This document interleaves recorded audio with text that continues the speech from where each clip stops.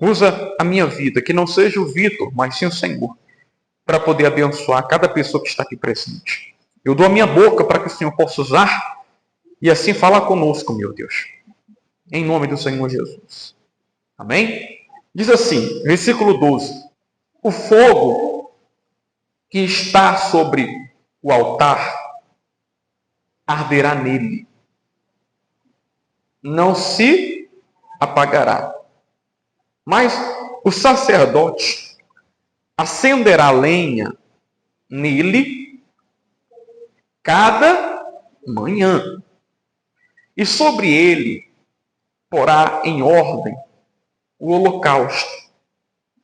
E sobre ele queimará a gordura das ofertas pacíficas. O fogo arderá continuamente aonde? Sobre o altar. Não se apagará. Você já ouviu falar, certamente, que quando a pessoa ela está no incêndio, o perigo é ela inalar fumaça. Porque a fumaça pode intoxicar o pulmão dela. Então ela protege, né, a sua respiração para poder não inalar nenhum tipo de fumaça. Quando ela inala muita fumaça, ela corre risco de vida. Porque o pulmão, que é o órgão, né, que controla o oxigênio da pessoa, pode estar infeccionado. Então a pessoa ela entope alguma veia e tal, e aí chega até a morrer, em muitos dos casos. Então assim, nós temos que ter cuidado para não ficar perto da fumaça, porque ela faz mal. Você tem que tomar cuidado para não inalar fumaça, porque ela faz mal. E agora eu vou explicar melhor para você entender direitinho. Tem muitas pessoas, e eu vou até afirmar que muitos crentes fumaça, e quando você chega perto dela, da boca dela só sai o que não presta. Da boca dela só sai reclamação, só sai que você não vai conseguir isso. Coisas que só vão lhe fazer mal, que só lhe prejudicam. Um dia ela já foi fogo. Hoje é só fumaça. E quem chega perto dela para poder, né, conversar, acaba inalando aquilo que ela está levando. Vocês estão entendendo, sim ou não, pessoal? Sim ou não? Então, da mesma fé que o pulmão ele é intoxicado pela fumaça, a fé de certas pessoas podem ser intoxicadas pela fumaça da pessoa que ela está perto. Pela fumaça das pessoas que ela convive. E o diabo, ele sempre cria estratégias. Sempre cria estratégias para poder afastar a gente de Deus. Porque o maior objetivo dele é afastar você de quem? De Deus. Então, o que ele puder fazer, o que ele puder criar para fazer você não se aproximar dele, para fazer você se afastar, ele vai fazer. A gente vai ver pessoas que crê na palavra, ou melhor dizendo, que criam na palavra, acreditavam, chegavam na igreja, era aquela pessoa fervorosa. Quando ela chegou aqui na igreja, ela tinha uma fé, dizendo, não, eu vou vencer, eu vou dar meu testemunho, eu vou vencer essa situação. Ah, eu já estou vendo eu ali no altar dando meu testemunho, como a gente já viu aqui. Nós vamos continuar lutando e vamos vencer, pastor, continue orando, que eu estou orando daqui e tal. Mas hoje, porque ela não procurou jogar lenha, ela acabou o quê? Se apagando. Hoje você convida ela para vir para a igreja, ela inventa 1001 desculpa. E nós temos que vigiar o que pode ser essa fumaça que está te enfraquecendo. O que pode ser essa fumaça que está te enfraquecendo? Será que é porque você está preocupado demais com suas dívidas? Será que você não está preocupado demais com as coisas da sua casa? Você está inalando fumaça devido a tanta preocupação? Será que você não está inalando fumaça por conta da sua infidelidade? Você não está sendo fiel a Deus? Será que você não está inalando fumaça por conta de um namoro que você começou, um relacionamento, ou por conta de uma amizade, e isso está te fazendo mal, ao ponto da sua fé aos poucos está se apagando. Você já não é mais aquela pessoa que sentia prazer de orar, de buscar a presença dele. Hoje você chega e a maior pressa que tem é do culto terminar logo para poder voltar para casa. Cadê aquela pessoa que um dia estava evangelizando? Ia com os obreiros, acompanhava. Cadê aquela pessoa que de repente fazia os seus jejuns? Hoje não está mais fazendo jejum, porque diz que não consegue, ou então porque esqueceu. Cadê aquela pessoa que orava aqui na igreja e também na sua casa? Que botava os louvores, que era aquela pessoa apaixonada por Jesus, e hoje, porque você está inalando fumaça, você está deixando aos poucos a sua fé também se apagar. Vocês estão entendendo, sim ou não, pessoal? Não deixe de jogar lenha. Um culto que você falta é uma lenha que você deixou de jogar para o seu fogo continuar aceso. Por isso que quando a pessoa começa a faltar muitos cultos, ela se enfraquece. Ela se enfraquece. Tem gente que fala comigo assim, pastor, eu faltei ontem. E parece uma coisa, quando a gente falta, pastor, a gente fica mal. Quando a gente falta, a gente fica mal. Ou seja, são pessoas que elas já estão acostumadas a jogar lenha na fé. Vem um problema para ela, o fogo que está nela é que consome o problema. Não é o problema que consome ela, não. Ela consegue transmitir fé para as pessoas. O fogo que está nela incendeia a outra que está apagada. E não é a que está apagada que consegue apagar o restante. E porque ela está sempre perto do quê? Do fogo. Do fogo que é o altar. Quando a brasa se afasta do fogo, ela se apaga, vira cinzas. Um dia tem quantas horas? 24? Quanto é 10% de 24? Eu tenho 24 reais. Isso aqui quem é dizimista sabe. Eu tenho 24 reais. Quanto é o dízimo de 24 reais? R$2,40. 2,40. Um dia tem 24 horas. E se a gente observar, num culto desse como esse, que é o que demora mais do que na semana, um culto desse não é nem 10% das 24 horas que Deus nos dá. Um culto desse, que o culto de domingo é geralmente o mais demorado, né? Não é nem 10% das 24 horas que ela tem. Os outros 90% ela faz o que ela quiser. Então tem pessoas que nem a primícia da vida dela, não é nem do dízimo não, da vida dela, ela consegue separar. Se o culto demorar demais, ela, meu Deus, o pastor está falando demais hoje. Não vejo a hora de terminar logo isso para ir para casa. Aí você imagina, quem vem geralmente na semana, está jogando lenha. Mas ainda assim ela não está tirando 10% da vida dela, daquele dia, para Deus.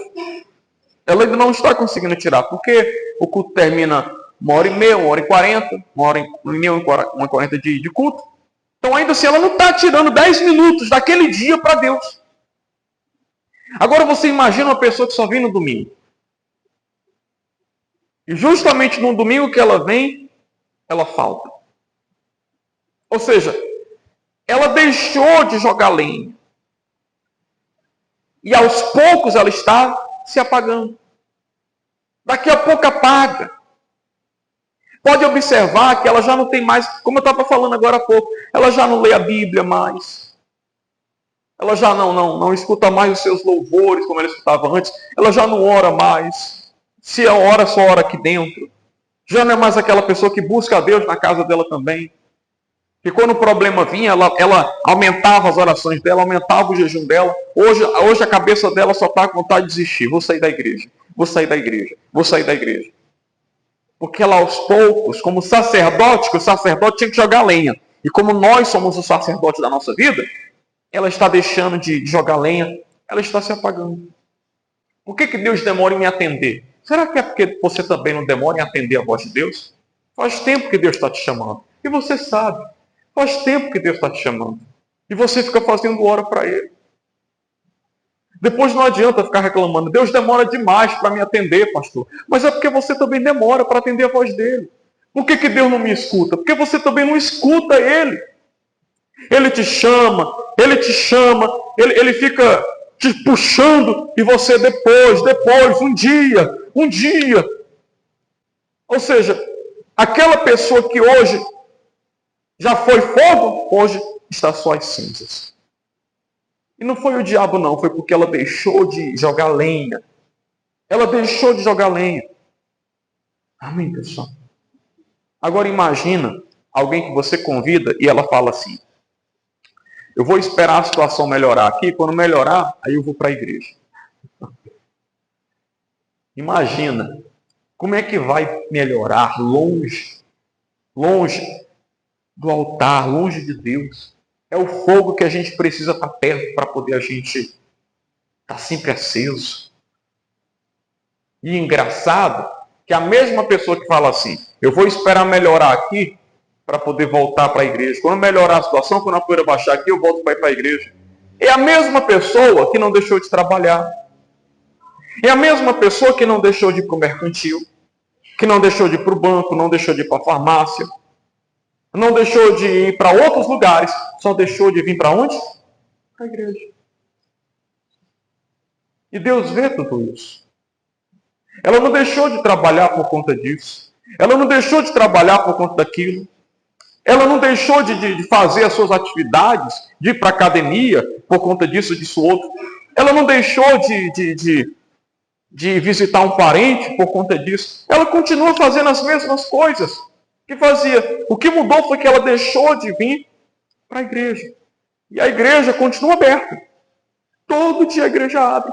Nesse período todo que eu me ausentei, a igreja abriu todo dia. Abriu todo dia. Não parou em nenhum momento. Não deixou de ter culto. As pessoas lá de Forquilha, que a igreja lá é nova, ficam perguntando assim, vai ter culto no carnaval ou vocês fecham para retiro? Não, aqui não fecha não. Aqui é que nem um hospital. A gente só não abre mais vezes porque só vem aqui no sábado. Aqui é que nem um hospital. Tem que estar aberto porque a qualquer momento chega alguém precisando. E quantos aqui que chegaram aqui, a igreja estava aberta, pediram oração, ficou bem, porque estava aberto. Muitos aqui, inclusive, até falam. Eu estava aqui desesperado, quando eu cheguei aqui, entrei por aquela porta, quando eu vim aqui receber a oração, fiquei bem. Fiquei bem. Nem a pandemia foi capaz de parar a gente. Nem a pandemia. Eu não estava no período da pandemia aqui, estava lá no Castelão. Mas a mesma fé que a gente viveu lá, vocês viveram aqui também. A gente não parou. Nós não paramos. A igreja é a prova de pandemia. Não paramos. Eu lembro até que estava fazendo uma live, o governador na época, o Camilo Santana, fazendo uma live e explicando, né? Gente, tenha calma, a igreja ela tem que estar fechada. E não sei o que mais lá. E tal. E o pessoal lá do bairro onde eu estava comentou na live dele assim, aqui tem pastor fazendo delivery. Não podia ir para a igreja, mas eu ia na casa das pessoas. E aonde eu chegava, as pessoas falavam assim, o que é fidelidade? Aonde eu chegava, as pessoas falavam assim, pastor, a igreja está fechada, mas o meu dízimo está aqui guardado. Leve, porque eu sei que a igreja precisa. A casa de Deus precisa, que ela se mantenha com isso. E aí, essa pessoa que escreveu na live era da família dela.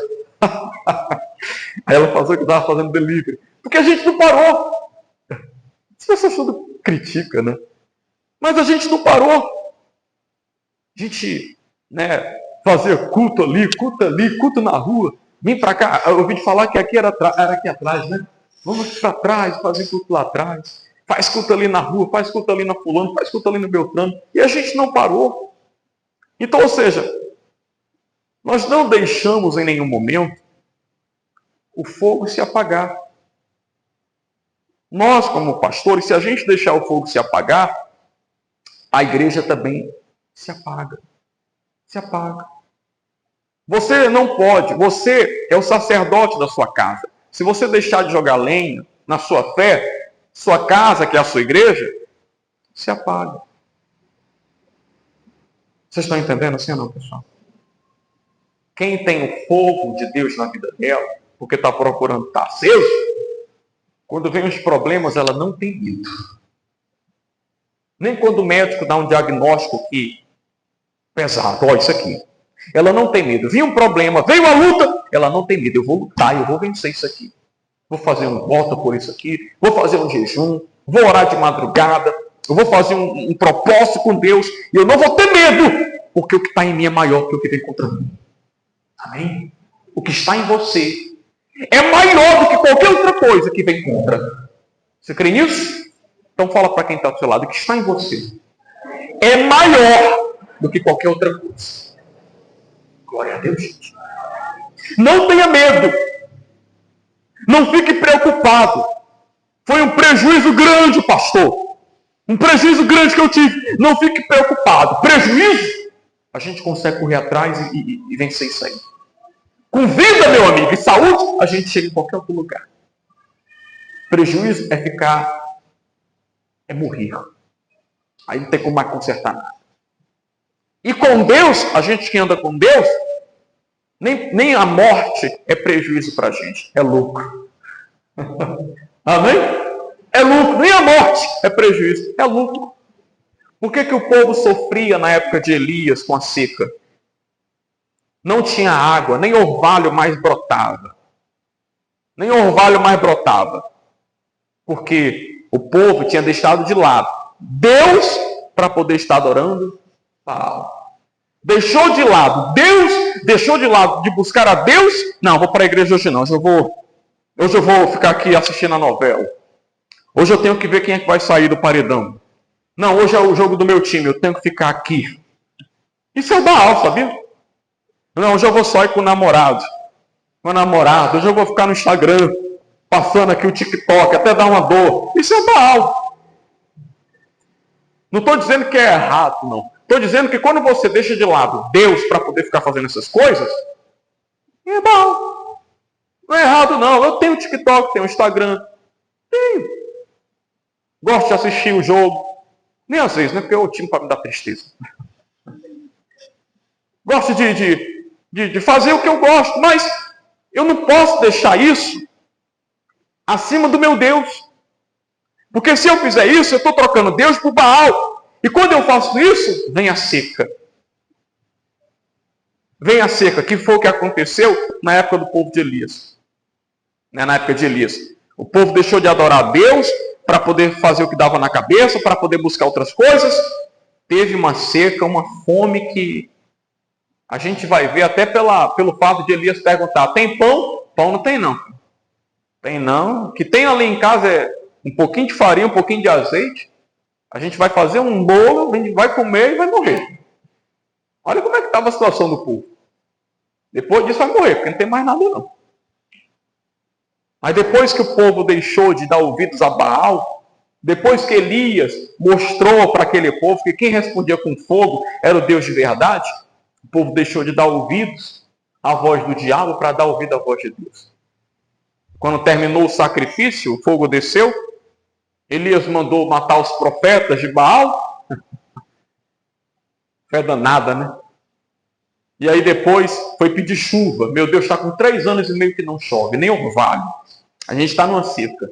Mas eu sei que isso é poderoso para poder fazer a chuva surgir aqui agora. E aí ele pede, olha lá se está vindo chuva aí, meu filho. E ele olha, não está vindo nada. Ah, meu filho, olha de novo. Eu estou vendo aqui, mas tem uma nuvem do tamanho da mão de um homem. E Elias falou, esse é o sinal, vai vir chuva. E veio tanta chuva naquele dia que o povo ficou feliz. Amém, pessoal? Pare de dar ouvidos à voz do inimigo. Pare de dar ouvido à voz do diabo. Pare de dar ouvido. Tem gente aqui na igreja que fica ouvindo incrédulo. Pelo amor de Deus, gente. Como é que você quer vencer na vida ouvindo o conselho de quem é incrédulo?